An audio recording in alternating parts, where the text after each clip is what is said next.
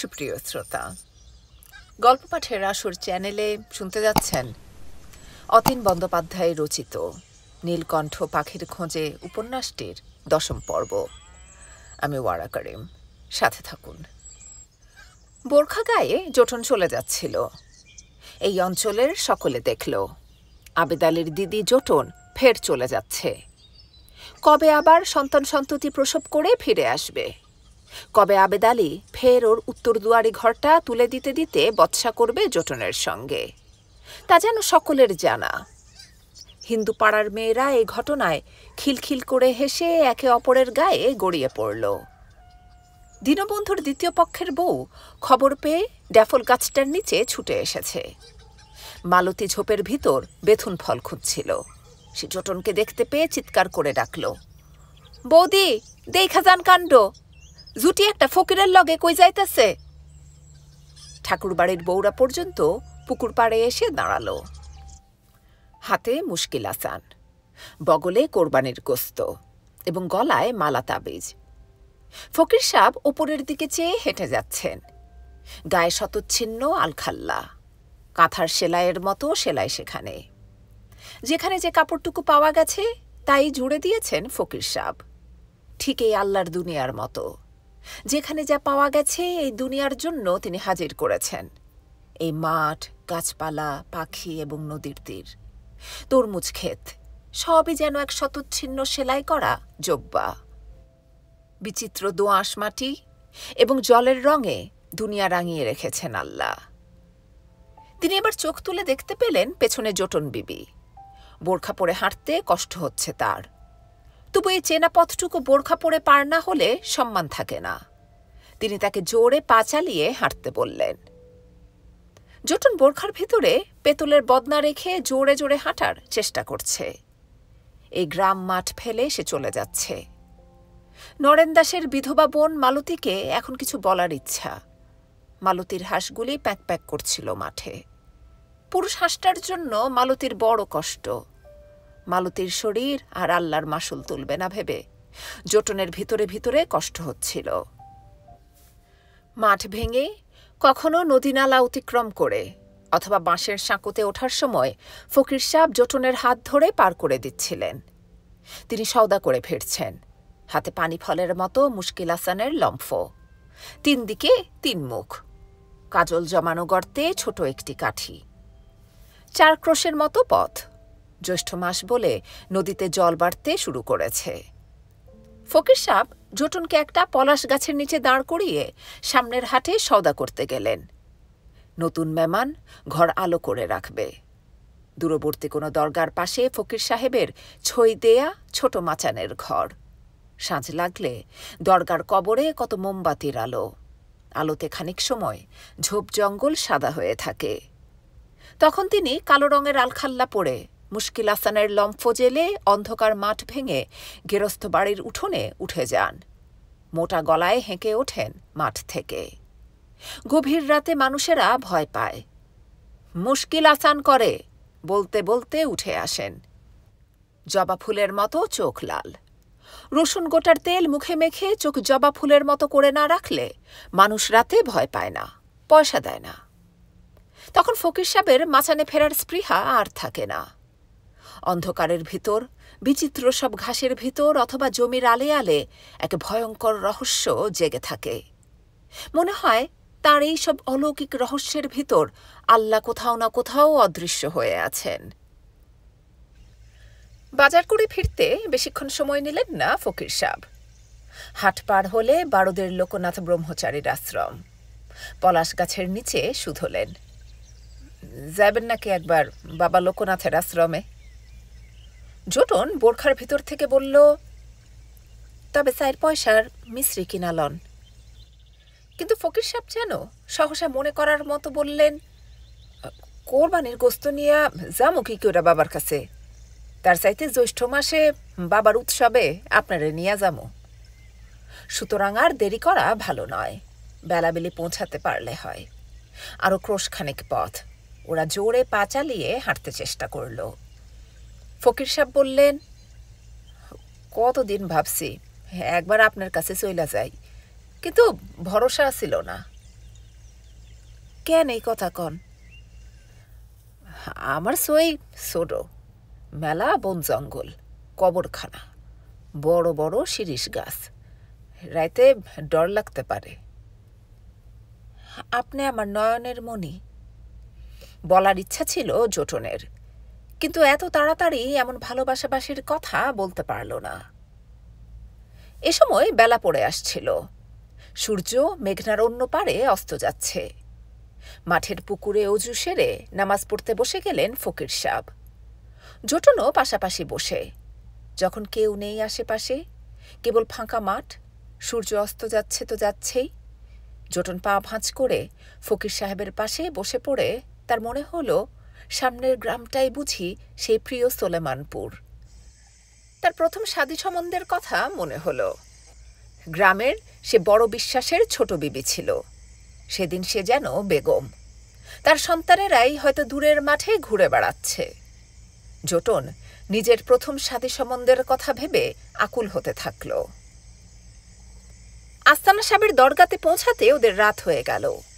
চারদিকে কবরখানা, চারদিকে ঘন বন, এবং মাঝে মাঝে শান বাঁধানো কবর। কেউ কেউ মোমের বাতি জ্বেলে দিয়ে গেছে। আজ কি বার? বুঝি কেউ কবর দিতে এসে সব কবরে মোমবাতি জ্বেলে দিয়ে গেছে।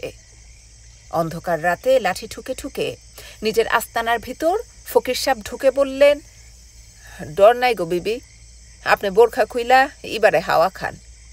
কবরের আলো থেক্কা মুশকিল আসানের লম্ফটা জ্বালাইয়া আনতাছি। ফকির সাহেব লম্ফ জ্বালতে গেলে জোটন বোরখাটা খুলে রাখল। অন্ধকারে সে কিছুই টের করতে পারছে না। এমন ঘন অন্ধকার জোটন যেন জীবনেও দেখেনি। একটা কুকুর ডাকছে না, একটা মোরগ ডাকছে না। সে দূরবর্তী কোনো গ্রামে আলো পর্যন্ত দেখল না, যেন সে যোজন দূরে চলে এসেছে। ওর ভয়ে আতঙ্কে কান্না পাচ্ছিল। জঙ্গলের ভিতর শুকনো পাতার শুধু খচখচ শব্দ। মৃত মানুষেরা ইতিমধ্যেই যেন যুদ্ধের মহড়া দেবার জন্য যোজন দূর থেকে জিনপরি হয়ে নেমে এসেছে।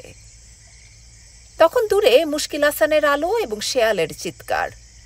ঝোপ অথবা গাছগাছালির ফাঁক থেকে ফকির সাহেবকে কোনো রসুলের মতো মনে হচ্ছে। সামনে অনেকগুলি অর্জুন গাছ ঊর্ধ্ববাহু হয়ে আছে, তার নিচে নতুন কবর খোঁড়া হচ্ছে। জোটন নতুন কফিনের গন্ধ পাচ্ছিল, অথবা কারা যেন বলাবলি করছে। সোলেমানপুরের বড় বিশ্বাসের ছোট বিবির পহেলা সন্তানের ইন্তেকাল হচ্ছে। যারা কবরে কফিন নামাচ্ছিল, জোটন তাদের দেখতে পেল না। ফকির সাহেব দরগার চারপাশটায় কেবল কি খুঁজে মরছেন লম্ফোর আলোতে। কবর দিতে যারা এসেছে তারা সব এখন ফিরে যাচ্ছে। জোটন এই প্রথম এখানে মানুষের সাড়া পেল। ওদের হাতে হ্যারিকেন। ওরা নিচের পথ ধরে মাঠে নেমে যাচ্ছে। বড় বিশ্বাসের পেয়ারের ধন সকলের মুখে ছাই দিয়ে গেল। আল্লাহর বড় বিশ্বাসভাজন ছিলেন তিনি। বড় বিশ্বাসের নাম শুনতেই ছইয়ের নিচে জোটনের মুখ শুকিয়ে গেল। সে ফকির সাহেবের অপেক্ষায় বসে আছে, এলে খবরটা নেবে। কারণ লোকগুলি পথে যেতে যেতে সোলেমানপুরের বিশ্বাসের কথা বলছিল। বাকি কথা অস্পষ্ট, বাকি কথা কানে আসেনি। মানুষগুলিকে এখন আর দেখা যাচ্ছে না। হ্যারিকেনটা মাঠে দুলতে দুলতে চলে যাচ্ছে। ওখানে কার ইন্তেকাল হলো জিজ্ঞেস করতেই ফকির সাহেব আসানের আলোটা জোটনের মুখে তুলে ধরলেন। কিছুক্ষণ মুখে কি দেখলেন, তারপর খুব ঘন হয়ে দাঁড়ালেন। বললেন, আপনার মুখে এই কথা শোভা পায় না বিবি। আপনি ফকির সাহেবের শেষ বিবি। বলে আরও কাছে মুখটা এনে তৎগত চিত্তে দেখতে লাগলেন। তারপর একসময় আবেগে বলে ফেললেন, কথা দেন আমারে ছেড়ে যাইবেন না। যামু না। এইবারে গোস্ত রাইন্দা ফালান। মাচানের নিচে নানা রকমের হাঁড়ি পাতিল, ভাঙা এবং ভালো, সব রকমের। মাঠে জলাশয়, পিছনে নোনা ধরা ইটের প্রাচীন মসজিদ। ফকির সাহেব লম্ফটাকে বাঁশে ঝুলিয়ে দিলেন। সব জামা কাপড় মালা তাবিজ খুলে শুধু একটি নেংটি পরলেন। তারপর জলাশয় থেকে জল এনে দিলেন। রান্না হলে গোস্ত ভাত খেয়ে তাড়াতাড়ি ছইয়ের ভেতরে ঢুকে মুখোমুখি বসে অন্ধকারে গল্প আরম্ভ করলেন।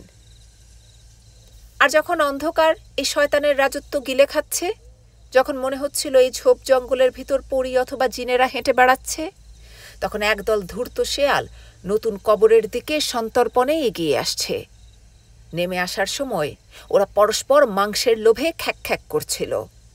জোটন বলল, আমার কেন জানি ডর লাগতাছে। ফকির সাহেব জানেন সোলেমানপুরের বড় বিশ্বাসের ছোট বিবির বড় ছেলে কলেরায় মারা গেছে। জানেন শিয়ালেরা খাবারের লোভে কবরে পা বাড়িয়ে গর্ত খুঁড়ছে। সুতরাং তিনি সান্ত্বনা দেবার মতো আদর করে বললেন, শিয়ালেরে এত ডরান? ডর নাই, ওরা ক্ষুধায় এমন করতেছে। মনে আছে আপনার 5 বছর আগে আমার একবার ক্ষুধা পাইছিল, আপনি শুটকি মাছ দিয়া পেট বইরা খাওয়াইছিলেন। পেট ভরলে ওর আর হুক্কা হুয়া করব না। জোটনের স্মৃতিতে সব ভেসে উঠেছে।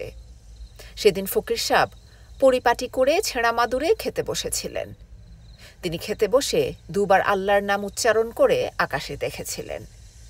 আকাশ পরিষ্কার, বড় তকতকে সেই উঠোনে ঝকঝকে আকাশের নিচে বসে গপ গপ করে খেতে পারছিলেন না। যেমন পরিপাটি করে বসেছিলেন, তেমনি ধীরে সুস্থে এক শানকি মোটা ভাত শুটকির ভর্তা দিয়ে কিঞ্চিত মেখে বেশ তাড়িয়ে তাড়িয়ে খেয়েছিলেন। ঠিক যেন এই মাচানের মতো, কোনো জবরদস্তি নেই। নিচে একটা দুটো ভাত পড়েছিল। তিনি আঙুলের ডগায় তুলে সন্তর্পণে মুখে পুড়ে, যেন এই মোটা ভাত ফুরিয়ে গেলে আর পাওয়া যাবে না, আল্লাহর বড় অমূল্য ধন। জোটনের এখন মনে হচ্ছে ফকির সাহেবের খুঁটে খুঁটে খাওয়ার স্বভাব চিরদিনের। এখন এই মাচানে বসে অন্ধকারে খুঁটে খুঁটে খাওয়ার শখ। শরীরে শক্তি নেই, তবু ফোঁকলা দাঁতে মাংস খাওয়ার মতো হাতটা যত্রতত্র নাড়ছেন। এভাবে ধীরে ধীরে জোটন বিপি নিস্তেজ হয়ে পড়েছে। এখন আর শেয়ালের চিৎকার কানে আসছে না।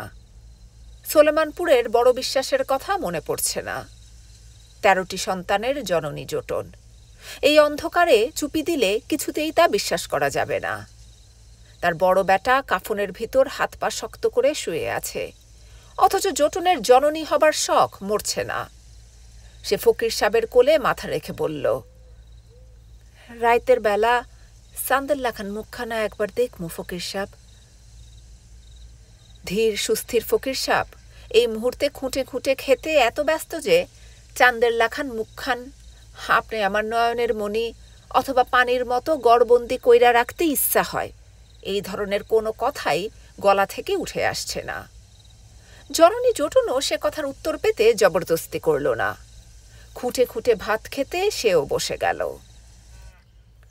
ছোট কাকা লালটু পল্টুকে পড়ার ঘরে ধমকাচ্ছেন। সোনার পড়া হয়ে গেছে, ওর এখন ছুটি। সুতরাং ওর একা একা পড়ার ঘরে ভালো লাগছিল না। সে পাগল জ্যাঠামশাইকে মনে মনে খুঁজতে থাকল। মা এখন রান্নাঘরে, তিনি আতপ চালের ভাত রান্না করছেন। আতপের ভাত আর কই মাছ ভাজা আর সুগন্ধ ঘি। সোনা ক্ষুধার্ত ভাবল নিজেকে। সে জবা ফুলের কুঁড়ি ছিঁড়ে নিল একটা। ওদের পড়া শেষ হলে একসঙ্গে মা খেতে দেবেন। সে এখন বাড়ির চারদিকে জ্যাঠামশাইকে খুঁজে বেড়াচ্ছে। সে হেঁটে যাচ্ছে। বাগানে দোপাটি ফুল ফুটে আছে, বেল ফুলের গন্ধ আসছে। ঝুমকলতা গাছে গাছে ঝুলছিল। নানা রকমের ফুল এই বাগানে, শ্বেত জবা, রক্ত জবা, চন্দনী জবা, কত রকমের জবা ফুল। সকালে সে বড় জেঠিমার সঙ্গে ফুল তোলার সময় সব ফুলের নাম মুখস্থ করে ফেলেছে। সে যেতে যেতে দেখল দোপাটি ফুল গাছের নিচে যে সবুজ ঘাস রয়েছে সেখানে জ্যাঠামশাই শুয়ে আছেন। সে চুপি চুপি ফুলের রাজ্যে ঢুকে জ্যাঠামশাইয়ের পাশে বসল। জ্যাঠামশাই মাথার নিচে হাত রেখে সন্তর্পণে অন্য হাতটা প্রায় আয়নার মতো চোখের সামনে এনে ধরে রেখেছেন, যেন সেই হাতের ভিতর তার বিশ্ব দর্শনের পালা চলছে। সোনা এবার চুপি চুপি জ্যাঠামশাইয়ের পেটের ওপর চেপে বসল, তারপর উঁকি দিল পাতার ফাঁক দিয়ে। সে দেখল কত সব বিচিত্র রঙের প্রজাপতি ফুলের মরা ডালে বসে আছে। সোনা বুঝল জ্যাঠামশাই হাত দেখছেন না, গাছের সব প্রজাপতি দেখছেন।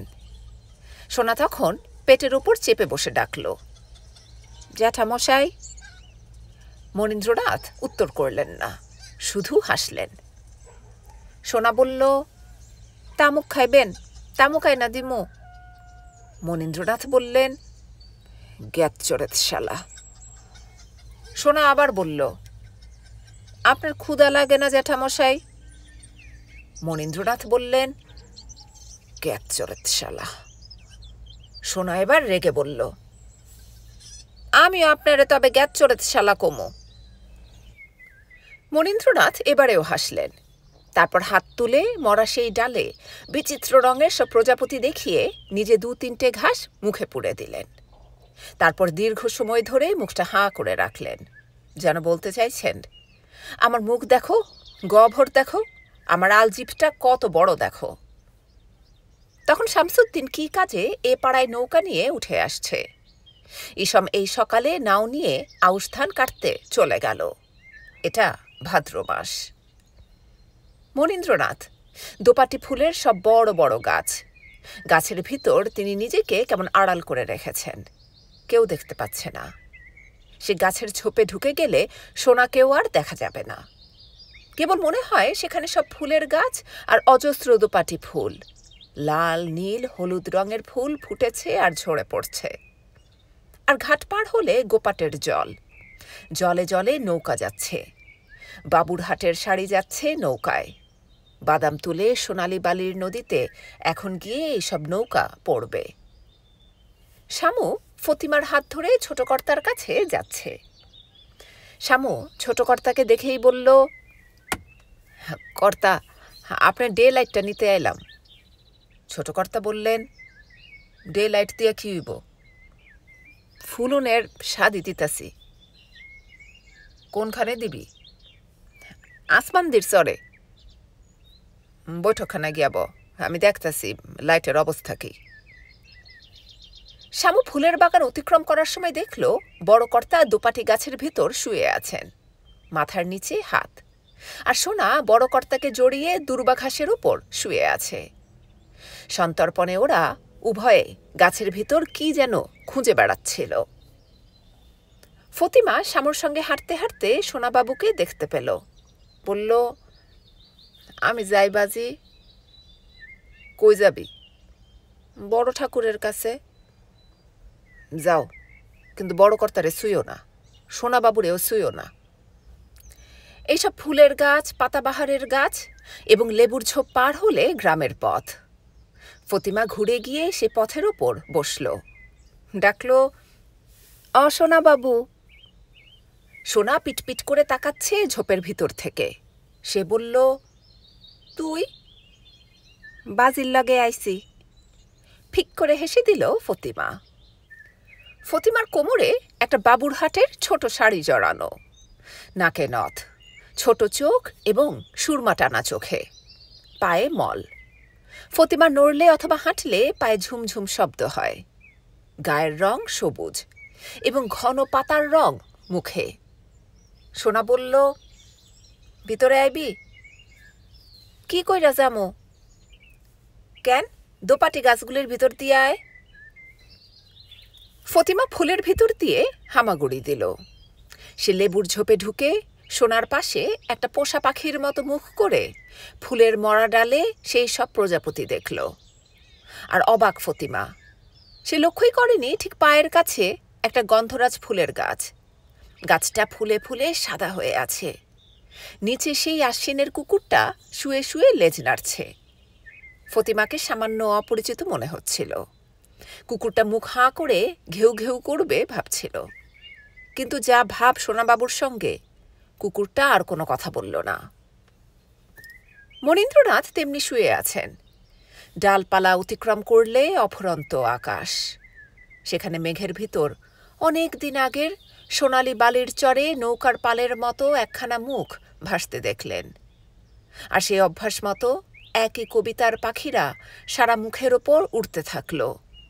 তিনি যেন বলছেন, I have examined and do find, of all that favor me, There is none I grieve to leave behind, but only thee. Fatima নথ পরে পোষা পাখির মতো ঝোপের ভিতর বসেছিল।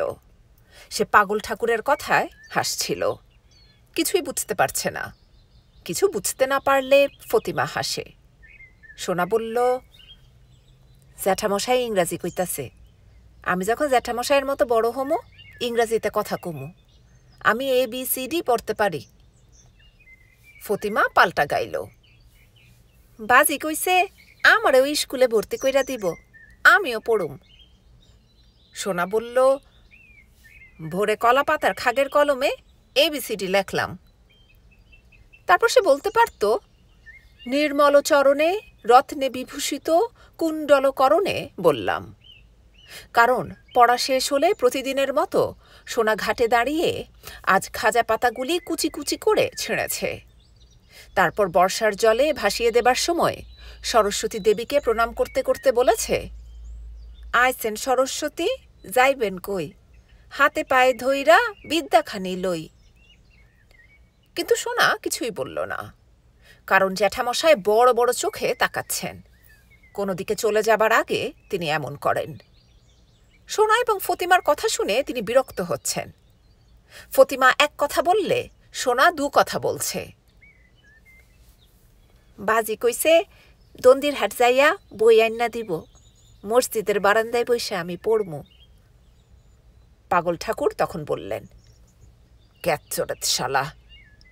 সোনা বলল, আপনি গ্যাচ্চরেত শালা। এবার পাগল ঠাকুর সোনাকে জড়িয়ে ধরলেন। তারপর সেই ঝোপ থেকে উঠে বাইরে এসে সোনাকে একটা প্রজাপতি ধরে দিতে সাহায্য করার সময় ফতিমা পাশে পাশে হাঁটতে থাকল।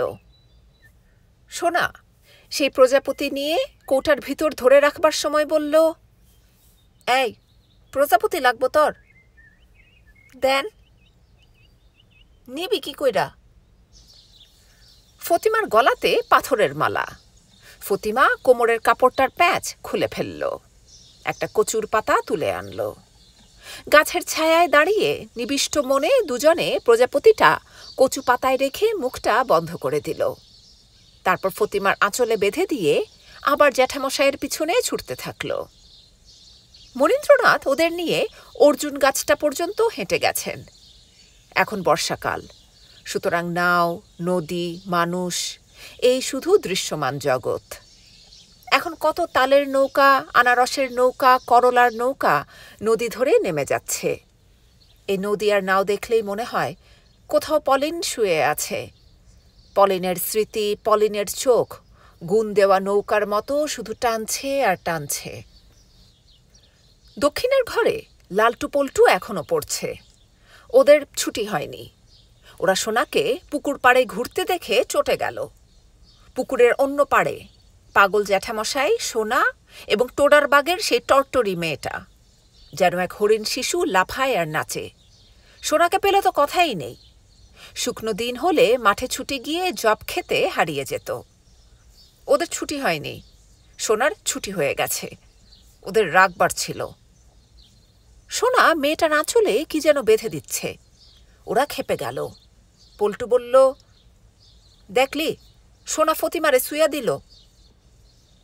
তখন অর্জুন গাছের নরম ত্বকের উপর পিঠ রাখলেন মনীন্দ্রনাথ। সামনে বিলের জমি, জমিতে জল থই থই করছে। দূরে কোথাও ধান ক্ষেতের ভিতর কোড়া পাখি ডাকছিল। নদীতে নৌকা, গ্রামোফোনে গান, নদী আমারে ভাসাইয়া লইয়া যাও। আর বর্ষার অবয়বে শুধু যেন এই প্রার্থনা, আমারে ভাসাইয়া লইয়া যাও। সুতরাং এখন এই দুই বালক বালিকার সঙ্গে এই জলে ভেসে যেতে ইচ্ছা হলো মনীন্দ্রনাথের। ফতিমা ডাকল, সোনা বাবু। সোনা বলল, কি? আমার একটা লাল শাপলা ফুল দিবেন? দিমনে। তখন শামু ফিরছে, হাতে তার ডে লাইট। সে কিছুতেই নরেন দাসের বাড়ির দিকে গেল না। সে সোজা পুকুর পাড়ে নেমে এলো এবং দূরে একবার চোখ তুলে গাছগাছালির ফাঁকে মালতীকে দেখার সময় মনে হলো বাড়িটা বড় খালি খালি লাগছে। মালতী কি এখানে নেই? সে কি শ্বশুরবাড়ি চলে গেছে? ওর কেন জানি একবার বেহায়ার মতো মালতীদের উঠোনে গিয়ে দাঁড়াতে ইচ্ছা হলো, অথচ পারছে না। কোথায় যেন ক্রমে সংশয় ওকে দূরে সরিয়ে নিচ্ছে। সে তখন অন্যমনস্ক হবার জন্য ডাকল, ফতিমা, কই গেলি? ফতিমা সোনাবাবুকে বলল, আমি যাই। সে ছুটে চলে গেল। শামসুদ্দিন নৌকায় উঠে লগি বাইতে থাকল। কি ভেবে ফতিমা বলল, বাজি, সোনাবাবু কইছে আমার একটা লাল শাপলা ফুল দিব। শ্যামা উত্তর না করে মেয়ের মুখ দেখল। মেয়ে তার বড় চঞ্চল, চোখ দুটোতে সব সময় দুষ্টুমির হাসি। মেয়ে এখনো অর্জুন গাছটার নিচে কি যেন খুঁজছে। শ্যামু দেখল গাছটার নিচে কেউ নেই। ফতিমাকে বড় বিষণ্ণ দেখাচ্ছে। তখন সোনা ক্ষুধার জন্য এক লাফে রান্নাঘরে ঢুকে ধনবউকে জড়িয়ে ধরল, বলল, মা, ভাত খাইতে দাও, ক্ষুধা লাগছে। ধনবউ সোনার জন্য পিতলের মালসা থেকে সরু আতপ চালের ভাত বাড়ছিল। বলল, পিড়ি পাইতে বসো। লালটু খাচ্ছিল। সে পিটপিট করে তাকাচ্ছিল। সোনার জন্য মার এমন সোহাগ ভালো লাগছিল না। মা ওকে বড় কই মাছ ভাজা দিয়েছিল। সে কিছুতেই আর ক্ষোভ সামলাতে পারল না। বলল, মা, সোনা ফতিমার কাপড়ে কি বাইন্ধা দিছে? সোনা তাড়াতাড়ি ভয়ে মার গলা ছেড়ে বলল, না গো মা। লালটু চিৎকার করে বলল, মিছা কথা কইস না। সে পল্টুকে সাক্ষী রাখল। পল্টু বলল, তুই ফতিমারে প্রজাপতি ধইরা দিছস। শশীবালা বাইরে বড় শিঙি মাছের গলা কাটছিলেন। তিনি এমন কথা শুনে হৈ হৈ করে ছুটে এলেন। ধনবউ ভীত হয়ে পড়ছে, কারণ এখন এই ভোরে শাশুড়ি ঠাকুরন জাতপাত নিয়ে অনর্থ বাঁধাবেন, বাছবিচারের কথা বলবেন, অসুচির কথা, সোনা অমঙ্গল ডেকে আনছে, আরও কত রকমের কথা হবে কে জানে। সুতরাং ধনবউ ভাতের থালা রেখে বলল, সোনা, বাইরে যাও, তুমি স্নান করো আগে। সোনা বলল, না, আমি স্নান করুম না, আমার ক্ষুধা লাগছে, আমার খাইতে দাও। ধনবউর মাথা কেমন গরম হয়ে উঠছে। এই নিয়ে সারাদিন শশীবালা গজগজ করবেন। সে কঠিন গলায় বলল, সোনা, ঘরের বাইরে যাও কইতাছি। সোনা বলল, আমার ক্ষুধা পাইছে, আমি খামো, খাইতে দাও আমারে। লালটু বলল, না, খাইতে পাইবি না, স্নান না করলে খাইতে পাইবি না তুই। ধনবউ ধমক দিল লালটুকে। পেতলের মালসাতে অবশিষ্ট যে ভাত ছিল সবই ধনবউ বাইরে বের করে দিল। মাছ ভাজা সব আস্তা করে ফেলে দিল। সোনার দুঃখ বাড়ছে, তখন জিদ বাড়ছে। মা তার খাবার আস্তা করে ফেলে দিয়েছে, মা তাকে স্নান করতে বলছে। সোনা পিড়িতে বসে থাকল, সে উঠল না। সে রাগে অভিমানে হাত পা ছুঁড়ে কাঁদতে থাকল। ধনবউ বলল, ভালো হইব না সোনা, তোমার পিঠে পড়ব কইতাছি, ভালো চাও তো ইচ্ছা চাও। বাইরে শাশুড়ি ঠাকুরন গজগজ করা ক্রমে বাড়াচ্ছে। সোনা কিছুতেই উঠছে না। এইসব হেনস্থার জন্য একমাত্র সোনাকে দায়ী ভেবে সোনার পিঠে ধনবউ অমানসিকভাবে আঘাত করতে থাকল। সোনার দম বন্ধ হয়ে আসছে। সোনা কিছুতেই পিঁড়ি ছেড়ে উঠছে না। একান্নবর্তী পরিবার এবং সংসারের ভিন্ন ভিন্ন জ্বালা ধনবউকে এই মুহূর্তে চরম কুৎসিত করে তুলল। সোনার চুল ধরে টেনে বাইরে নিয়ে এলো। খাড়াও চুপ কইরা, মুখে যেন রা থাকে না, বলে ধনবউ নিজে চান করে এলো এবং এক কলসি জল ঢেলে দিল সোনার মাথায়। আর কাফিলা গাছের নিচে তখন সেই আশ্বিনের কুকুর। পাশে মনীন্দ্রনাথ সোনার কষ্ট সহ্য করতে পারছেন না।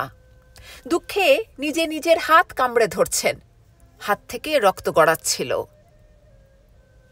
ঘাটে ফতিমা নৌকা বাঁধলে বলছিল, বাজি, সোনাবাবু আমারে প্রজাপতি ধইরা দিছে। শামসুদ্দিন কেমন অন্যমনস্কভাবে বলল, জীবেরে কষ্ট দিতে নাই, ছাইরা দাও। ফতিমা প্রজাপতিটাকে ছেড়ে দেবার জন্য আঁচল খুলে দেখল প্রজাপতিটা উঠছে না, প্রজাপতিটা মরে গেছে।